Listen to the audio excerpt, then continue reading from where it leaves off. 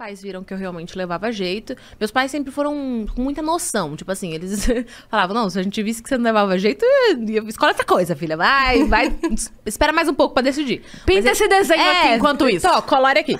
Mas minha mãe contava que quando ela fazia aula de canto na época, ela começava a fazer exercício em casa e eu falava, mãe, não é assim, é assim. E corrigia ela, mó sem noção, né? Eu, tipo, tem propriedade, sim. E aí ela falava que eu corrigia ela enquanto ela estudava. Ela falava, não, tem alguma coisa errada, essa menina aqui tá sem noção demais. Aí ela falou que eu comecei a mandar bem, assim, nos exercícios com ela. Aí ela falou, quer saber? Ela tá mandando melhor que eu vou parar porque eu acho que esse negócio é com ela. E aí meus pais começaram a investir em mim, começaram a me colocar pra cantar ali nos festivais de música da cidade, que alguém Da onde indicar. Eu sou de Itapecerica da Serra, Grande São Paulo, né? E daí começaram a investir nesse sentido, até que começou a aparecer assim alguns concursos na época, sei lá, Gente que Brilha, alguns programas da Record, Raul Gil e tal. Fui fazer teste pra todos, assim, pra cantar, porque eu queria ser cantora. E aí Quantos anos isso? Tinha uns 7 anos. Já tava muito mais... já tava super madura. Super desenvolvida. Com assim, 6 ela fez o planejamento, com 7 ela queria pôr eu já em mandei prática. bem, entendeu? Daí foi literalmente assim, super rápido. Daí eu lembro que eu passei num teste pra um programa da Record. E olha que coisa, não me sinto bem não falando isso, mas a produtora falou assim, minha mãe, a gente vai ter que dispensar a Priscila, porque ela é muito boa.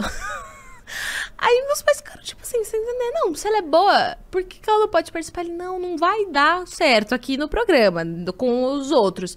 Aí eu voltei super magoada pra casa, eu falei, que absurdo, eu me dedico pra ser boa, e quando eu sou boa, a pessoa me manda pra casa porque eu sou boa. E eu lembro que eu tinha consciência disso quando eu tinha essa idade, te juro, assim. Você já fez um estudo se você foi cachorro, em alguma outra... Porque cada ano do cachorro diz que é 4, né? Eu não sei. Aí, se você acha que você tinha 7, mas você tinha 28. 28. Eu considero essa pessoa a Maísa, mas eu vou me analisar também. Vamos analisar. Tem que ver se não veio uma alma errada tudo na da hora de mesma leva distribuir. É tudo da mesma leva. É verdade. Porque o Yudi, no caso, foi pra dança. Também foi muito bom. Ele na era dança. outro, assim, ele era fora do comum também. Mas enfim, aí voltei dessa história triste e acabaram lá dentro desse programa me indicando pra um outro, que era do SBT, um programa novo, Código Fama, Celso Portiolli apresentava, concurso musical, não sei o que. Aí meus pais estavam, tipo, meio desanimados, pra eu não passar por uma experiência meio traumática de novo, mas eu pedi muito. Aí eu falei, fico não, imaginando a sua mãe falando pra você assim, tenta desafinar dessa vez. eu quero... Não, cara, isso... Não. É a letra, filha, Só é a pra você ter letra. noção, eu chegava assim nos programas, ó, ensaiada. E eu mesma que me ensaiava. Eu que Você escolhia a performava, música. minha filha. Você performava. Meus pais, na verdade, eles faziam uma seleção, tipo, uma pré-seleção, assim, pra mim, pra eu não escolher, sei lá, qualquer música, assim, sei lá, que falasse uma besteira, sei lá. Aí eles faziam uma pré-seleção e botavam na mesa e falavam, escolhe a que você quer. Aí eu escolhia, sempre escolhia Ruge, sei lá, Vanessa Camargo, essa galera da época. Daí eu lembro que eu chegava muito ensaiada, assim. Oi, meu nome é Priscila Alcântara, hoje eu vou cantar tal música e pode tocar em Ré menor. E esperava assim, aí os caras ficavam, mano, que essa criança? Tira ela daqui. Tipo, é engraçado. Daí eu cheguei nesse da SBT, fiz o teste desse jeito que eu tô te contando. E aí eu passei nos testes e me apresentei pela primeira vez, ganhei a primeira fase, inclusive Glória Groove competiu comigo nesse programa. No Código Daniel Fama? Garcia, O Daniel foi lá Garcia? que a gente se conheceu. Ele tava no Balão Mágico já? Acho que ainda não, eu acho que foi depois. E aí eu ganhei esse programa. Tô tentando contar a história de um jeito que faça sentido, porque não faz sentido, tá? Eu só preciso pontuar uma coisa que você meio que ferrou minha infância essa Por quê? época. Porque você era muito boa. E a minha mãe Eita. ficava te comparando comigo. Ah, isso é chato. Já tratou na terapia, mano? Não tratei ainda. Eu vim falar isso pra você. Eu esperei A 20 gente faz uma anos. terapia ao vivo. Eu esperei 20 anos pra te falar isso. Que a minha mãe Inclusive, mamães não façam isso. Não, mas não era de Não, é maldade. legal. Não era de Era maldade. de legal? Assim, era. Ela falava, "Olha, corre ver essa menina aqui. Olha como ela faz. Olha como ela canta bem. Você podia tentar... Um exemplozinho, Exato, assim, um exemplo. Uma refzinha. Olha como ela performa. Nossa, vocês têm quase a mesma idade. Caraca, Você que eu podia ir num programa adorava desse. aquilo, cara. E aí eu via, tipo, essas oportunidades como... Eu nunca tirei da minha cabeça que todas essas oportunidades... Por que eu queria tanto? Porque na minha cabeça era... Em alguma dessas oportunidades, uma gravadora vai me ver e vai me contratar. Então, por isso que eu pedia pra minha mãe, me põe na TV, me põe no... Sei lá, em qualquer lugar. Porque em algum lugar vão me ver e vão me contratar. Eu lembro que era essa a minha motivação. Aí eu participei desse concurso, Código Fama, que o Celso apresentava. Durante as minhas apresentações, foram algumas semanas de competição, o Celso achou que eu levava muito jeito pra TV. E aí ele me levava pra fazer umas gravações de sketchzinhas, decorava uma falinha, fazia uma gravaçãozinha, mas ele não contava pra mim e pros meus pais o que era. Ele só falava, não, relaxa que eu tenho um esquema aí. E aí, né, era tudo bem, era só umas gravaçõezinhas. E eu fazia tudo que ele falava. Ai, fala aí, decora esse texto. Eu decorava e fazia. Não sabia nem o que eu tava fazendo, mas engraçado. Aí isso acontecendo, né, no meio tempo, assim, das minhas apresentações cantando no programa. Aí eu ganhei esse programa e fui pro México. Olha que história, é muito aleatória a minha história. Com 8 anos? Com 8 anos. Fui morar um mês no México com a minha mãe, num reality show, que era o Código Fama Internacional, com uma criança de cada país da América Latina que ganhou a edição regional, né, nacional. Então tinha lá a criança mexicana, de Porto Rico, da Argentina, e eu era do Brasil. Meu Deus. E era um programa onde a gente ficava confinado numa casa igual ao BBB, câmera 24 horas, e era um estouro na televisão esse programa. Era, tipo, muito famoso lá no México. Inclusive, a gente saía pelo México, só aparecia as crianças, as mães só acompanhavam. Mas estavam morando lá, que era mas eu só via minha mãe em 2 minutos à noite. Meu Deus, era você só tá isso. brincando. Era de gente quase grande, umas chiquititas do... E sem Maynard do mesmo, reality. assim, muito engraçado. Aí eu era mais nova da casa e a única que falava português, mas eu tenho uns vídeos muito engraçados. Eu, onde estão minhas maletas? E eu desenroladaço, enrolando um espanhol que não existia, tipo assim, com 7 para 8 anos.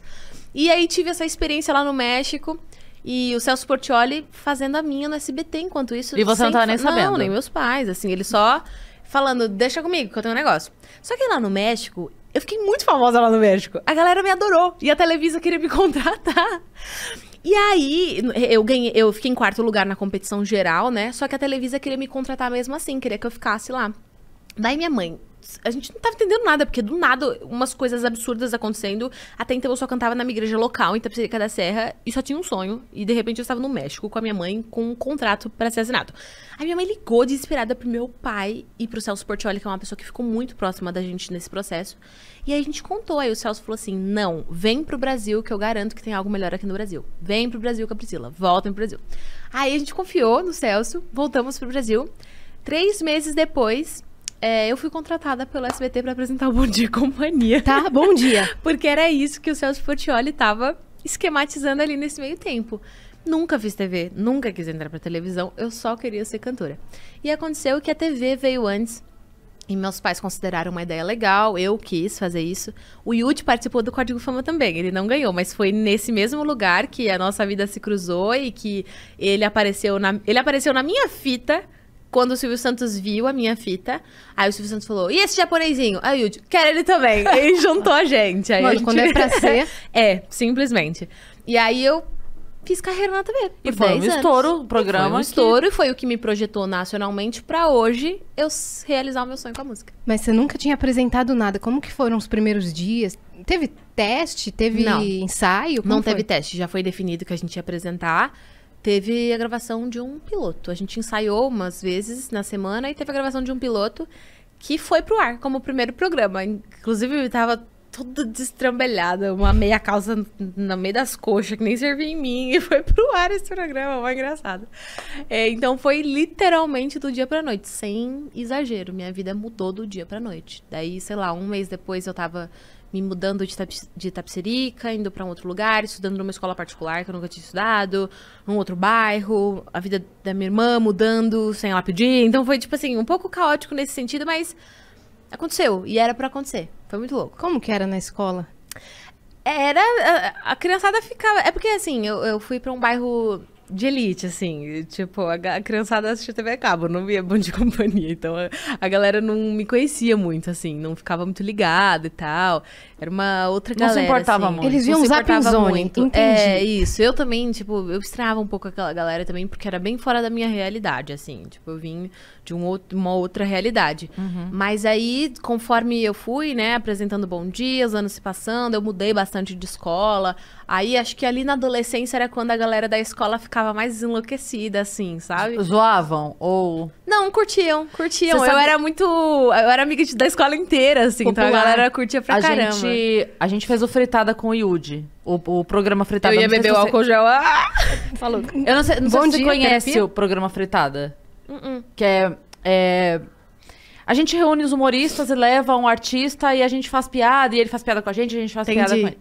E o Yudi foi um dos convidados e ele foi. E eu lembro que no dia, eu era roteirista do programa, eu lembro que ele chegou e a gente sempre... A pessoa chega, a gente obviamente conversa e tal, troca uma ideia, lá. E a gente tem piadas preparadas com a pessoa, e a pessoa tem piadas preparadas com a gente também, Entendi. e a brincadeira é essa. Cara, ele chegou e ele começou a contar ali pra gente. Tipo, no camarim a gente tava batendo papo e ele começou a contar. A gente perguntou da escola, como é que tinha sido. E daí ele falando que na época do ginásio a galera zoava muito. Que ele ficava na hora do intervalo, todo mundo gritando que ele não queria sair pro intervalo. Ele era muito zoado. O Yudi sempre foi muito mais zoado que eu. Sempre pegaram muito mais no pé dele do que eu. Eu acho que eu tinha, sei lá, uma personalidade na época um pouco mais, assim, na minha quieta. Acho que a galera Pode ser. me deixava mais quieta. Ele sempre foi muito mais extrovertido. Então eu acho que isso deixava a galera talvez mais à vontade pra zoar ele. Então, mas o que eu ia falar é que na hora que a gente conversou ali com ele tão gente boa com a gente, ele contou isso, a gente só virou e falou, a gente não quer mais fazer piada com ele. A gente quer ser amigo dele agora. Os momentos mais icônicos pra você, assim, do Bom Dia. Os mais icônicos.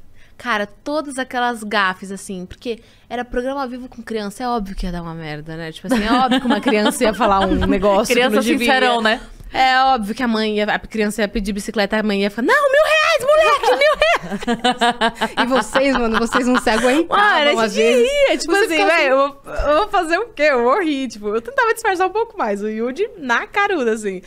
Criança que não ouvia direito, o Yudi perdia a paciência, eu ria muito com isso. Vários dias que eu tava estressada com o Yudi, e dava uns fora nele no ar, assim, a gente brigava no ar, muito engraçado. As patadinhas, então, era que às vezes vocês estavam Era de estressados. verdade, que eu tava me tirando do sério. É porque era, tipo assim, todos os dias, o tempo todo. Então, pra gente era tão natural fazer aquilo, que não era, tipo assim, ai, Bom de Companhia é meu trabalho, entrei aqui, sou apresentadora. Não, é tipo assim, saiu daqui, entrou no ar, não mudou nada. Tipo assim, o que tá acontecendo a gente levava meio que pro ar, assim. Super antiprofissionais, inclusive. Zero profissionalismo, mais adolescentes, é isso aí. Então, acho que era... Todo dia, assim, dava uma gafe diferente. E como o programa era ao vivo, eu acho que as que eu mais acho engraçadas são essas com as ligações, assim. Que é que tem a... As da Maísa também são maravilhosas, né? Ai, quando a Maísa entrou, era assim... Ai, maravilhoso. Oi, Guilherme, tudo Tudo bem? Amo, sei Quantos todas de anos cor. Que você tem. Lembro do primeiro dia que ela entrou no estúdio também, foi bem legal, porque ela era fã de Priscila Yudi. E, inclusive, depois que ela foi contratada, ela continuava ligando pra gente. E anos isso, tá? Tipo assim, ela realmente ligava quando não era o dia dela apresentando. Eu falava, velho, para, já. Maísa, não você precisa pode mais. comprar seu PlayStation. Você pode comprar a sua roleta, se você quiser. Me fazer uma manda roleta um pra você. WhatsApp, demônio. Mas não precisa Mas não, ligar ainda aqui. tira o lugar da criança, cara.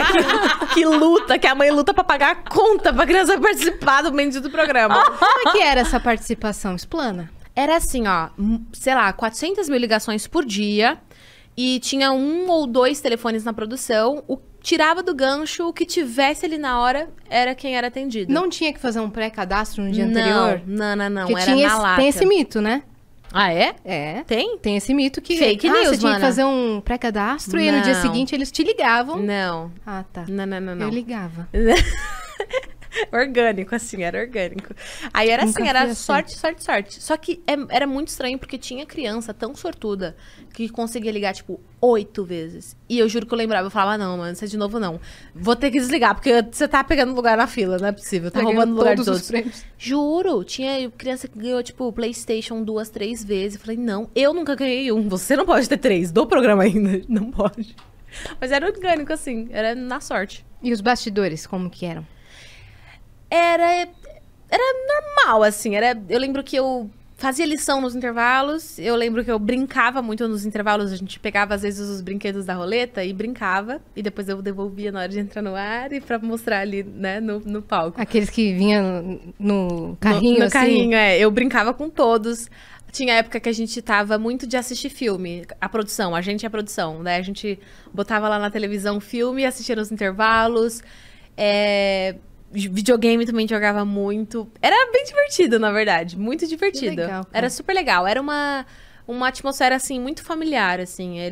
A galera que trabalhou com a gente trabalhou desde criança. Então, eles tinham a gente como família e vice-versa também. Então, cuidavam muito bem.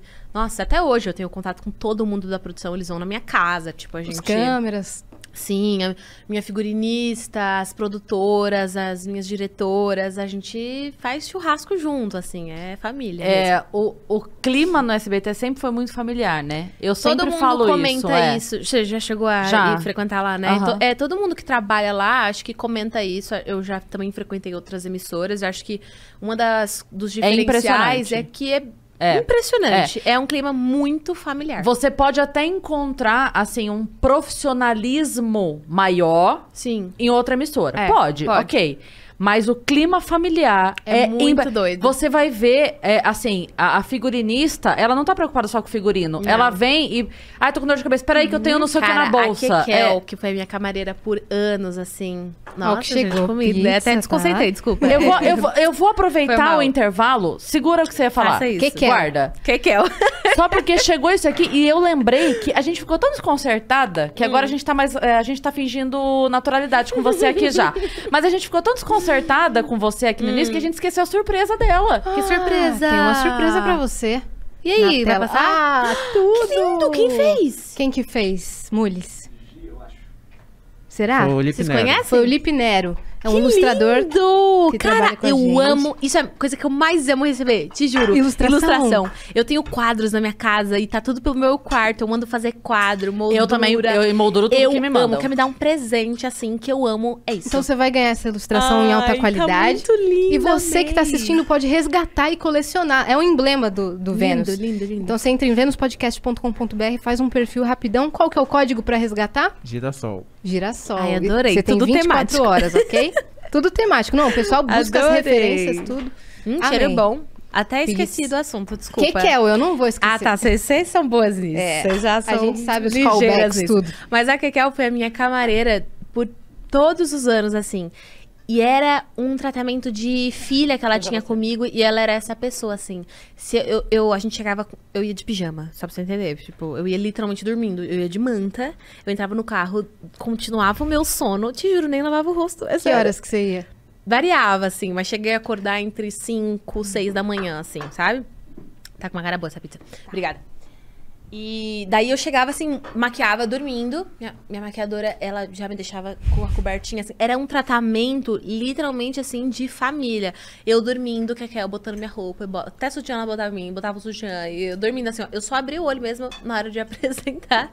E tudo isso dava uma atmosfera muito familiar, assim, no ambiente. É exatamente isso que ela falou. Acontecia mesmo. Eu fui uma Acontecia vez mesmo. no programa da Eliana e foi assim mesmo também. Eles... E entre os artistas mesmo. Não tem esse lance de competição, sabe? É uma galera que gosta de ir no camarim uns dos outros. Família mesmo, né? Mó legal. Ufa, nada como Priscila Alcântara para trazer novamente a paz e acalmar o ânimo no reino Vênus, pelo menos para mim. A minha pergunta é a seguinte: eu tentei ligar muito para ganhar o PlayStation. Olha, e eu já era velho, e eu ficava ensaiando Aí, ó, até a tá vozinha vendo que de eu falei? criança, porque eu queria muito ganhar o PlayStation, mas eu nunca consegui. Aquele negócio era ao vivo? Era de verdade mesmo? Ó, ela já Gente, eu respondeu, tive mas que lidar o fala aí. resto da vida, assim, com o Brasil duvidando, gente. Era de verdade aquilo ali. É vocês que não tinham sorte, não era a gente que era mentiroso, não. É, então, a mensagem Faltava do Acriano, sorte. ele mandou aqui e falou: as pessoas ainda pedem pra você falar algum bordão dessa época?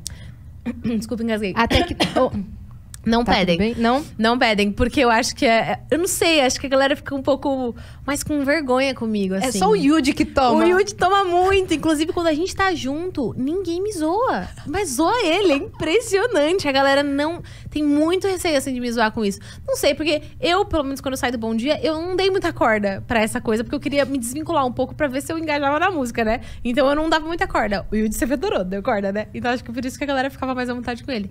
Mas a galera não me zoa muito, não. Assim, quando eu comecei a cantar... Da saída do Bom Dia, aí realmente nos shows, não tinha um show que eu não entrava que não gritava um PlayStation, mas depois parou. Depois parou. E hoje você não ficou só associada, menina do Bom Dia, não. Priscila, Não, eu artista. tenho muito orgulho de tudo que aconteceu no Bom Dia. Foi a grande porta que me possibilitou, por exemplo, hoje ter um baita público a nível nacional. Mas eu tenho mais orgulho ainda de ter conseguido construir minha própria história, Depois além disso. do Bom Dia e Companhia, através da minha música, sabe? Então, ser reconhecida como artista, como musicista, assim, não tem preço pra mim, sabe? E isso ter um valor pras pessoas... além do que eu já fiz, tem gente, por exemplo, que hoje nem associa que é a Priscila que canta, é a Priscila do Bom de Companhia, só faz essa associação depois. Eu acho isso super legal, porque mostra que elas estão validando de forma isolada a minha jornada Sim. como cantora. Isso pra mim vale pra caramba. Tudo. Como você lidava com o Brasil inteiro te shippando com o Yudi? Ai, Afinal, eu era só aguentava. amizade mesmo? Nossa, eu odiava, porque eu tava bem naquela fase adolescente que tem vergonha, sabe? Que não gosta dessas coisas. Eu ficava, ai, gente, eu não suporto. E o Yudi adorava me zoar com isso, e me abraçava, me agarrava. Eu ficava, tipo assim, querendo morrer. E ele fazia de propósito. Ele adorava que o povo falasse isso. Ele concordava. Ele, é isso mesmo, a gente namora. Eu, E você? não, a gente namora. Você só nos foras, assim, né? Desesperada. Nossa, eu ficava tipo assim, meu Deus, que absurdo. Aí depois, né, cresci, óbvio. Aí a gente ouve isso até hoje. Sim, mas a nossa relação sempre foi de irmão. Por Deu mais que o muita Brasil chupasse, nada aconteceu. Seria nem incesto. Não tem como. vai. Não tem como. Exato. Ela falou tudo, Falou gente. tudo. Quando eu saí da televisão, foi muito louco, porque hoje eu percebo que eu realmente não tava botando fé nem eu mesma na minha música mais. Porque o meu primeiro instinto, quando o SBT acabou o contrato, foi: eu vou produzir então um programa independente e vou continuar na TV. Esse foi o meu primeiro instinto. Nem passou pela minha cabeça, tipo, eu vou aproveitar que a televisão, né, que o acaso me fez parar com a televisão, vou investir de novo na minha música, que é o meu grande sonho. Não, isso hoje me faz ver o quanto aquilo tava morto dentro de mim e que perigo, porque era o meu destino. Então eu tava me desprendendo do meu destino por causa do conforto mesmo. E aí eu lembro que foi o momento mais difícil, mais duro da minha vida. Eu tinha ali 17 para 18 anos. E foi ali que eu cresci, que eu virei gente grande. Foi ali que eu, assim, finquei raiz mesmo na minha identidade, no meu propósito. Porque eu lembro que eu fiquei meses, assim, no meu quarto, só orando e falando: Deus, eu não sei o que fazer. Eu não tenho mais contrato com a televisão. O programa independente que eu tava tentando, né, até então, deu errado.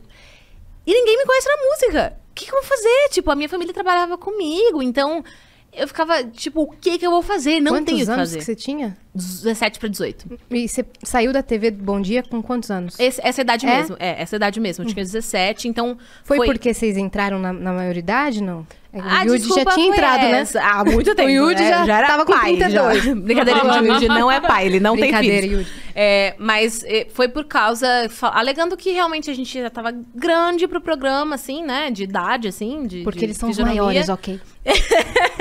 E que eles não tinham um projeto pra gente, né? Incoerente, que depois a Silvia Provodal aproveitou, entrou lá, né? Muito mais que eu. Eu fiquei, o que aconteceu? Mas tudo bem, Inclusive foi... o comeback, Mas foi bom, É que ela porque... tem um negócio que é filha do dono, que chama. ela não pode se comprometer. Mas foi bom, porque se não fosse, por exemplo, uma ruptura daquela, eu não teria reavivado ali meu sonho da música e nada disso teria acontecido. Então, mas foram meses num limbo, sabe?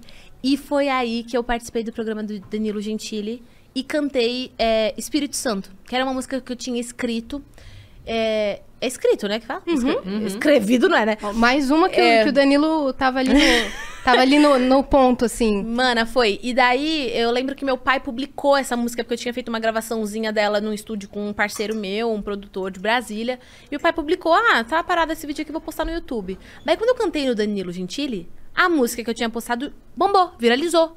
E aí, a galera começou a me conhecer como cantora. Olha que coisa nada... Tudo na minha vida... de repente, eu só tenho que ser fiel mesmo ao meu propósito. Porque as coisas, elas se encaminham. Quando você começa a fazer o que você tem que fazer... Mana, eu só tenho que dar um passo de fé. Exato. Na minha vida é sempre isso. Só que é sempre no escuro. E por isso que se chama fé, Como né? que veio essa música? Você que compôs? Tipo assim, eu componho desde os meus 14 anos. Então era mais uma das músicas que eu tinha escrito. Eu nem gostava muito dela, não dava nada pra ela.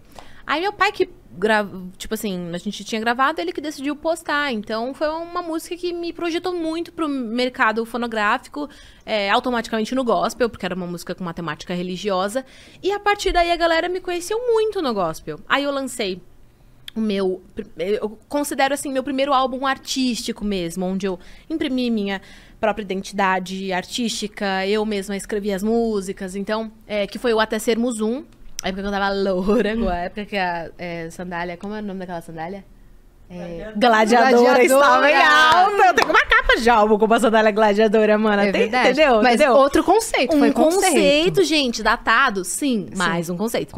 Mas o clipe tinha mensagens, entendeu? Tinha todo um... E aí, Uma rebeldia. Foi aí- A sua carreira musical pode pautar os livros de estudo de moda das faculdades no futuro, entendeu? viu só, É gente? só pegar- Eu não dou ponto sem nó.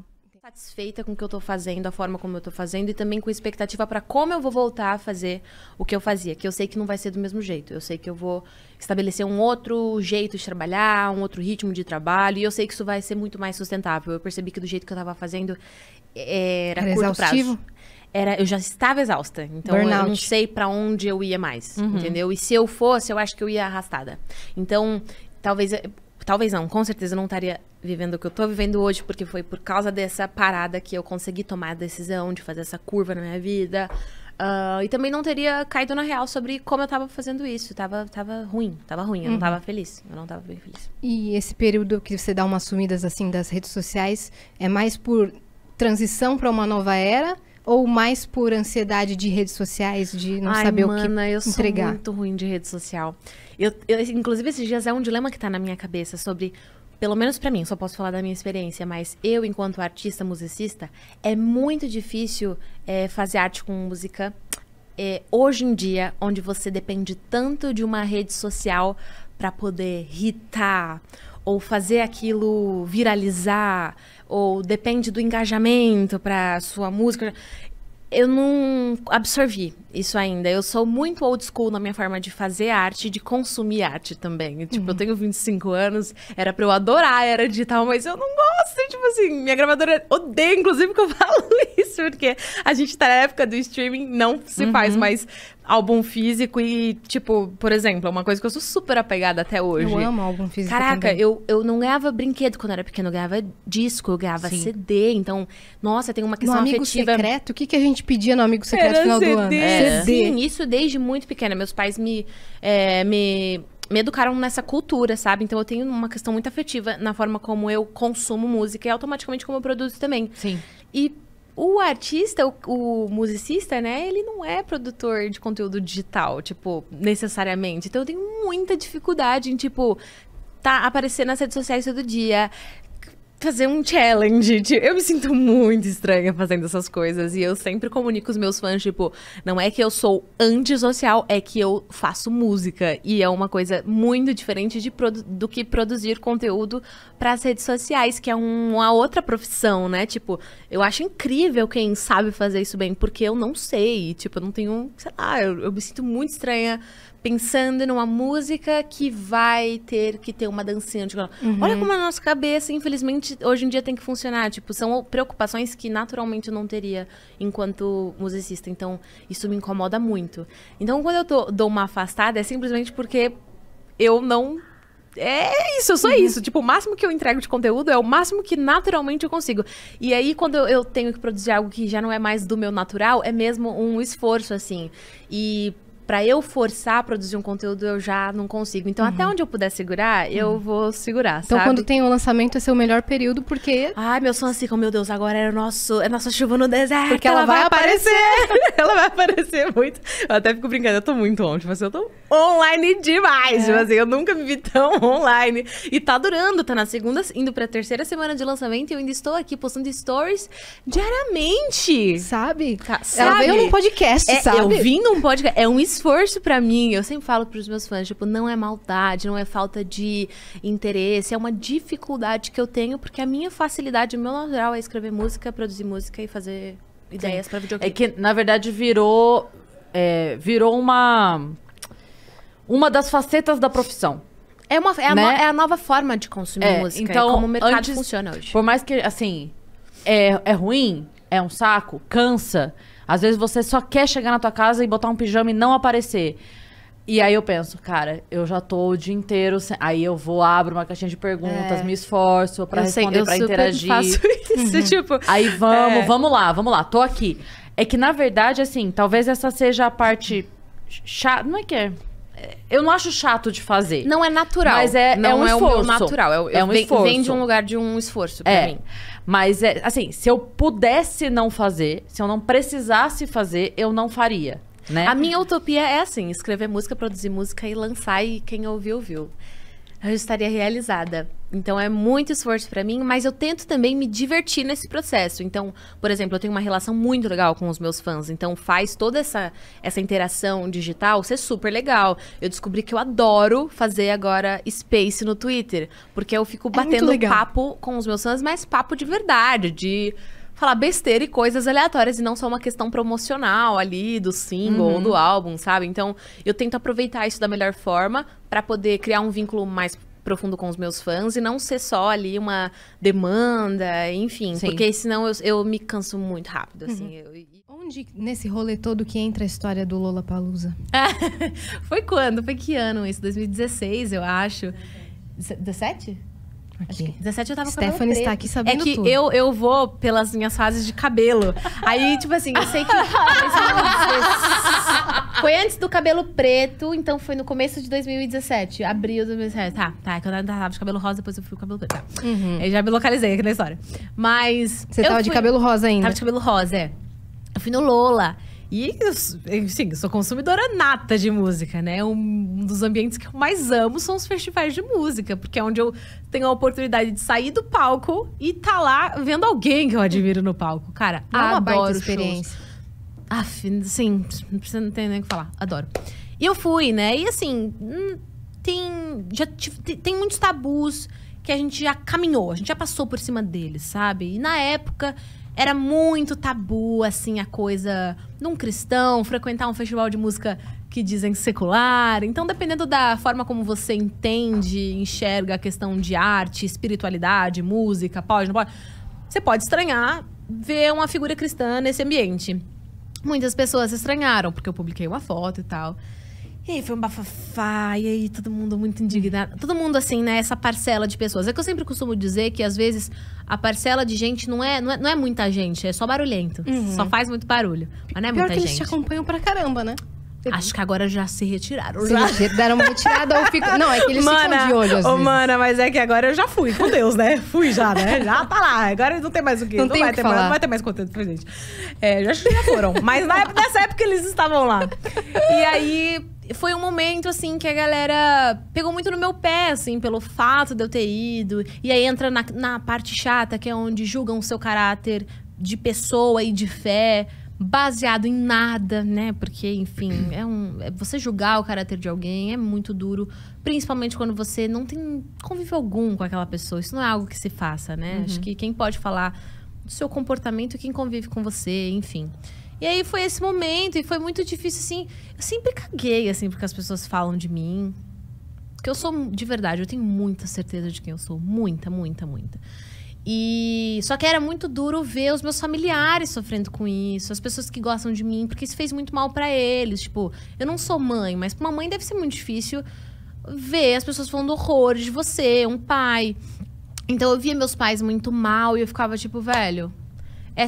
São as minhas escolhas. Infelizmente, estão afetando outras pessoas. Eu não queria isso. Enfim, é uma situação um pouco chata, né? Mas foi bom, porque pelo menos ali foi uma oportunidade de me posicionar com relação a esse assunto, por exemplo. Tipo, cara, e foi o que eu falei na época. Se você estranhou eu frequentando como consumidora de música Lollapalooza, o que você vai falar quando eu estiver naquele palco do Lollapalooza? Porque eu vou entrar nesses festivais. Eu sempre falei isso, eu vou cantar ali um dia. Então, fala agora, porque aí talvez até você se poupa de falar quando eu estiver ali em cima, sabe? Então... Foi mais um momento, assim, de estranheza que alguma parcela mais tradicional teve comigo. Sempre essa galera um pouco mais tradicional teve um choquinho ali com a minha forma de pensar, a minha forma de agir. Tatuagem, essa coisa de mudar de visual. Mas... Foi bom, porque eu pude me posicionar desde cedo com relação a mostrar quem eu sou e o propósito que eu acredito que eu tenho. E também para dialogar sobre esses assuntos que precisavam ser falados. Tipo, tem gente morrendo de fome, tem criança órfã, tem gente passando dificuldade, guerra acontecendo, e você vai ficar ainda perguntando se pode ou não pode fazer tatuagem, se pode ou não pode ouvir Beyoncé, ou se a Priscila desviou e não é mais crente porque ela tá cantando músicas... A conta não bate. Com um mundo caótico como tá, e você ainda se preocupar com questões tão medíocres, só revela a mediocridade do seu cristianismo, não do meu. Entendeu? Total.